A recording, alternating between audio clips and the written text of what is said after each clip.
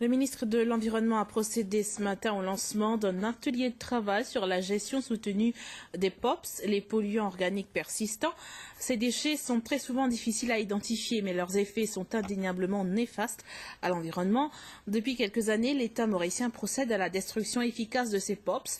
Le gouvernement a bénéficié du soutien du programme des Nations Unies pour le développement et aujourd'hui, Maurice est un des rares pays à avoir su efficacement mise en pratique les directives de l'accord de Stockholm sur la destruction des POPs. Kavish Poltou.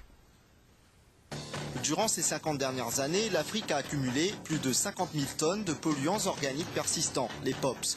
Maurice n'est pas en reste. Notre pays, signataire de l'accord de Stockholm pour la destruction des POPs, a déjà procédé à la destruction de plus de 137 tonnes de DDT ou encore 190 mètres cubes de pesticides. Actuellement, tous les POPs qui avaient été identifiés ont été détruits. Maurice est un pays qui a déjà atteint les objectifs attendus. Je pense que prochainement, le plan national de mise en place sera révisé. Il pourrait regrouper des polluants additionnels, mais pour le moment, les POPs identifiés ont été détruits.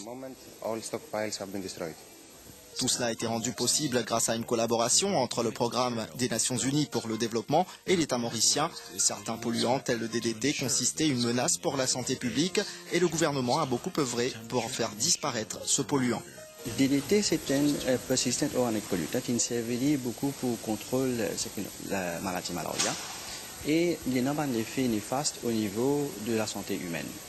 Il est accumulé dans l'écosystème, étant donné qu'il y a une very long lifetime. D'ailleurs, le DDT que nous avons importé en 1975 est toujours aussi potent. Beaucoup là-dedans sont toujours aussi potents qu'ils étaient à l'origine. Donc c'est un produit chimique qui persistait dans l'environnement. À Maurice, il reste 5 tonnes de DDT en stock, contenant avant plus que 142 tonnes. Ces POPs sont toutefois toujours présents à Maurice sous d'autres formes. L'État veille à ce que ces polluants n'aient aucun impact sur notre environnement. Parmi les mesures envisagées, la construction d'un lieu de stockage pour ces polluants à la chaumière. Depuis longtemps, nous faisons ce projet-là et il y a aussi une participation étrangère là-dedans. Donc maintenant, là, nous sommes prêts pour lancer ce mois-ci, nous faisons l'Italie là. Et au début de l'année prochaine, il faut prendre à peu près un an. La responsabilité du gouvernement, c'est de prendre toutes les mesures disponibles. Une bonne mesure importante que nous prenons, c'est que nous finissons la convention Minamata au Japon l'année dernière. Nous avons eu 94 pays qui signent ça pour éliminer le mercure. Les autorités travaillent aussi sur un projet de loi pour mieux contrôler l'utilisation et assurer la destruction efficace des polluants organiques persistants.